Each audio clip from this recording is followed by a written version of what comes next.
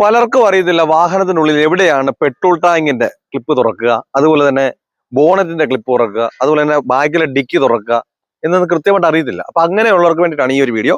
നിങ്ങളുടെ വാഹനത്തിനുള്ളിൽ എല്ലാ വാഹനത്തിനും ഈ ഒരു പൊസിഷൻ തന്നെ വേണമെന്നില്ല.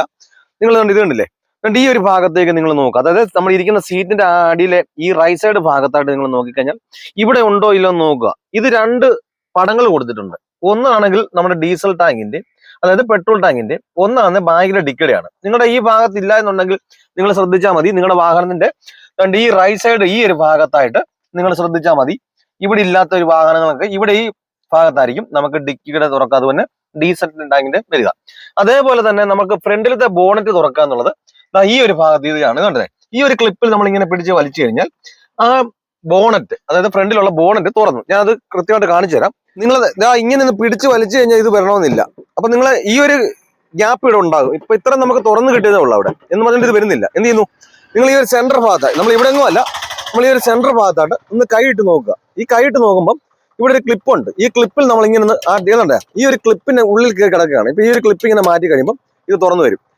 ഇതിപ്പോ നമുക്ക് വെക്കാൻ വേണ്ടിയിട്ട് ഇത് കണ്ടില്ലേ, ഇവിടെ താഴെയായിട്ട് സ്റ്റാൻഡാണ്. ഈ സ്റ്റാൻഡ് നമുക്ക് ഈ ഒരു ഹോളിന്റെ ഉള്ളിലേക്ക് ഇട്ട് കഴിഞ്ഞാൽ കൃത്യമായിട്ട് എടുത്തു വയ്ക്കാം. ഇതിന്റെ ഉള്ളിലേക്ക് നമ്മൾ നോക്കിക്കഴിഞ്ഞാൽ ഇതാണല്ലേ, ഇതാണ് നമുക്ക് ഓയിൽ സ്റ്റിക്ക്. അതായത് നമുക്ക് എഞ്ചിൻ ഓയിൽ ഉണ്ടോ ഇല്ലെന്ന് നോക്കുന്നതാണ്. അപ്പൊ നിങ്ങൾ വണ്ടി ഓടിച്ച് ചൂടായി കിടക്കുന്ന സമയത്തൊന്നും അല്ല ഇത് നോക്കേണ്ടത്. രാവിലെയാണ്, അതായത് വണ്ടി തണുത്ത് കിടക്കുന്ന സമയത്താണ് ഈ സ്റ്റിക്ക് നിങ്ങൾ തുറന്നിട്ട് നിങ്ങൾ ഇവിടെ തൂത്ത് നോക്കണം. അതായത് എന്തെങ്കിലും കൊണ്ട് പഞ്ഞി കൊണ്ടോ എന്തുകൊണ്ടെങ്കിലും തുണി കൊണ്ടോ തൂത്തതിന് ശേഷം ഇത് മനസ്സിലാകും രണ്ട് ഹോളുണ്ട്. ഈ ഹോളിന്റെ രണ്ടിന്റെ ഇടയിലായിട്ട് നമുക്ക് ഓയിൽ നിൽക്കണം. എന്നാൽ മാത്രമേ കൃത്യമായിട്ട് നമുക്ക് ഇവിടെ ഓയിൽ ഇരുന്ന ഓയിൽ തൂത്ത് കളഞ്ഞു എന്നിട്ട് നമ്മൾ കണ്ടില്ല, ഇതിന് രണ്ട് കുത്ത് നിങ്ങൾക്ക് കാണാം. അതിന്റെ ഇടയിലായിട്ട് നമുക്ക് ആ ഓയിൽ നിന്നാലേ കൃത്യമായിട്ട് നമുക്ക് അതിന്റെ ഓയിൽ കറക്റ്റ് അളവറിയത്തുള്ളൂ. ഈ ഒരു കുത്തിന് താഴോട്ട് പോകാനും പാടില്ല, അതുപോലെ തന്നെ ഈ ഒരു കുത്തിന് മുകളിലേക്ക് വരാനും പാടില്ല. ഇപ്പൊ നമുക്ക് വണ്ടി ചൂടായി കിടക്കാണ്ട് കൃത്യമായിട്ട് അറിയണമെന്നില്ല. കണ്ടില്ല, ഇപ്പൊ ചൂടായി കിടക്കുന്നതുകൊണ്ട് നമുക്ക് ആ അളവ് കയറി പോയിട്ടുണ്ട്. നമുക്ക് തണുത്ത് കിടക്കുമ്പോൾ വേണം ഈ ഓയിൽ നോക്കാൻ. നല്ല കട്ടിയാവും, നല്ല കറുപ്പാകും. കട്ടിയും തോന്നുവാണെങ്കിൽ അത് ഓയിൽ മാറാറുണ്ടെന്നർത്ഥം നമുക്ക് മനസ്സിലാക്കാം. അതേപോലെ തന്നെ നമ്മൾ റേഡിയേറ്ററിനകത്ത് നമ്മൾ വെള്ളം ഒഴിക്കണമെങ്കിൽ ഇതുവഴി നമ്മൾ ഒഴിക്കണ്ട. ഇവിടെ നമുക്ക് അഡീഷണൽ എക്സ്ട്രാ ഒരു ടാങ്ക് ഉണ്ട്. ഇത് കണ്ടില്ലേ, ഈ ഒരു ടാങ്കിനകത്ത് നിങ്ങൾ ഇത് തുറന്ന് നോക്കിയാൽ വെള്ളമാണ് ഒഴിക്കുന്നത്. പച്ചവെള്ളം മാത്രമായിട്ട് നമ്മൾ ഒഴിച്ചു കഴിഞ്ഞാൽ തുരുമ്പ് പിടിക്കാനുള്ള ചാൻസ് ഉണ്ട്. അപ്പം ഈ റേഡിയേറ്റർ ചൂടാകുമ്പോൾ നമ്മൾ ഇരുമ്പാണല്ലോ. അപ്പോൾ നമ്മൾ കൂളന്റ് വെള്ളമാണെങ്കിൽ നമുക്ക് റേഡിയേറ്റർ ചൂടാകാതെ ഒക്കെ സൂക്ഷിക്കാൻ വേണ്ടിയാണ് നമ്മൾ കൂളന്റ് വെള്ളം ഒഴിക്കുന്നത്. അപ്പൊ ഇതിനകത്ത് നമുക്ക് ഉണ്ടെന്നുണ്ടെങ്കിൽ ടാങ്കിനകത്ത് നമ്മൾ ഒരു മുക്കാൽ ഭാഗമെങ്കിലും ഉണ്ടെന്നുണ്ടെങ്കിൽ ഇത് ഓട്ടോമാറ്റിക്കായിട്ട് ഇതിനകത്തോട്ട് വന്നു കയറിക്കോളും. ഇപ്പൊ നമ്മുടെ ഇവിടെയായിട്ടാണ് നമുക്ക് വൈപ്പറിന്റെ ഒക്കെ ഇത് കണ്ടില്ല, ഈ ഒരു ഭാഗത്തായിട്ട് വരുന്നുണ്ട്. നമുക്ക് വൈപ്പറിനകത്ത് വെള്ളം കുറവുണ്ടെങ്കിൽ, വൈപ്പറിനകത്ത് വെള്ളം വരുന്നില്ലെങ്കിൽ ഇതിനകത്ത് ഒഴിച്ചു കൊടുത്താൽ വൈപ്പറിനകത്ത് ഇതാണ് നമുക്ക് ബ്രേക്ക് ഫ്ലൂയിഡ്. നമുക്ക് ഇതിനകത്ത് നോക്കിയാൽ അറിയാൻ പറ്റും. ഇങ്ങനെ തട്ടി നോക്കിയാൽ മതി. അപ്പൊ നമ്മൾ ഒരു പകുതിയുടെ താഴോട്ട് പോകാൻ പാടില്ല. പകുതിയുടെ താഴോട്ടുണ്ടെന്നുണ്ടെങ്കിൽ നമുക്ക് ഫ്ലൂയിഡ് കുറവാണെന്ന് നടത്തും. അപ്പൊ അതിനകത്ത് നിങ്ങൾ നോക്കിക്കഴിഞ്ഞാൽ നിങ്ങൾക്ക് ചുമന്ന ഒരു പാട് കാണാം. അതിനകത്ത് ഇങ്ങനെ ഫ്ലൂയിഡ് നിങ്ങൾ എന്നാൽ തട്ടി നോക്കിയാൽ കാണാൻ പറ്റും. ബാറ്ററി ഒക്കെ നമുക്ക് എപ്പോഴും ക്ലീൻ ആയിരിക്കണം. നനഞ്ഞിരുന്നാലൊക്കെ ക്ലാവ് പിടിക്കാനുള്ള, അപ്പം ക്ലാവ് ഒക്കെ പിടിക്കാതിരിക്കാൻ വേണ്ടിയിട്ട് നമ്മളെപ്പോഴും ബാറ്ററി ഒക്കെ ചെക്ക് ചെയ്ത് നോക്കുന്ന നല്ലതായിരിക്കും. അതിന്റെ ക്ലാവ് ഒക്കെ ഉണ്ട്. നമ്മൾ ചൂടുവെള്ളം, നിങ്ങൾ പച്ചവെള്ളം ഒഴിച്ച് നിങ്ങൾ തൂക്കരുത്. ചൂടുവെള്ളം ഒഴിച്ചു കഴിഞ്ഞാൽ നമ്മൾ തുടയ്ക്കാതെ തന്നെ ഓട്ടോമാറ്റിക്കായിട്ട് എന്ത് ചെയ്യും, മുകളിലുള്ള ക്ലാവുകളൊക്കെ തന്നെ, അതായത് ഇവിടെയൊക്കെ ക്ലാവ് ഒക്കെ പിടിച്ചിരിക്കും. ഈ ക്ലാവ് ഒക്കെ പിടിച്ചിരിക്കാതിരിക്കാൻ ചൂടുവെള്ളം ഒഴിച്ചു കൊടുത്താൽ മതി. അല്ലാതെ നമ്മൾ തൂക്കുമൊന്നും വേണമെന്നൊന്നുമില്ല. ഇതാണ് ഇപ്പൊ ഇത് നീറ്റായിട്ടിരിക്കുകയാണ്. പുതിയ വാഹനങ്ങളൊക്കെ നമ്മൾ ഷോറൂമിൽ കൊടുക്കുന്ന വാഹനങ്ങളൊക്കെ നമുക്ക് അതിന്റെ ഓടി നോക്കണമെന്നില്ല. എന്നാലും നമ്മൾ നോക്കുന്നതിൽ തെറ്റല്ല.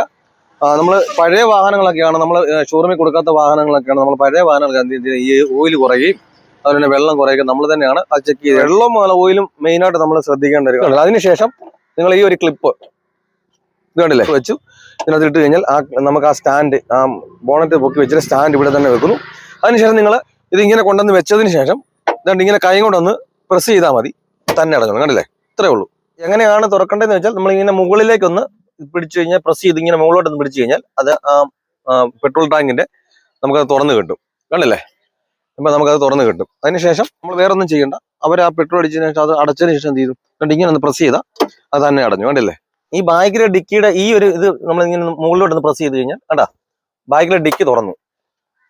അപ്പൊ ബാഗിലെ ഡിക്കി തുറന്നതിന് ശേഷം വീണ്ടും നമ്മൾ എന്ത് ചെയ്യുക, കണ്ടിങ്ങനെ ഇവിടെ ഒരു ക്ലിപ്പ് ഉണ്ട്. അപ്പൊ സാധാരണ രീതിയിൽ ഈ ഒരു ക്ലിപ്പിൽ ഇങ്ങനെ പൊക്കി കഴിഞ്ഞാൽ കണ്ടില്ലേ തന്നെ തുറന്ന് കിട്ടും. വീണ്ടും നമ്മൾ ഇങ്ങനെ കൊണ്ടതിന് ശേഷം എന്ത് ചെയ്യുക, കണ്ടിങ്ങനെ വെച്ച് അടച്ചാൽ കണ്ട. ഇതാണ് നമ്മുടെ റൈറ്റ് സൈഡിലാണ്ടിരിക്കുന്നതാണ് ഇൻഡിക്കേറ്റർ.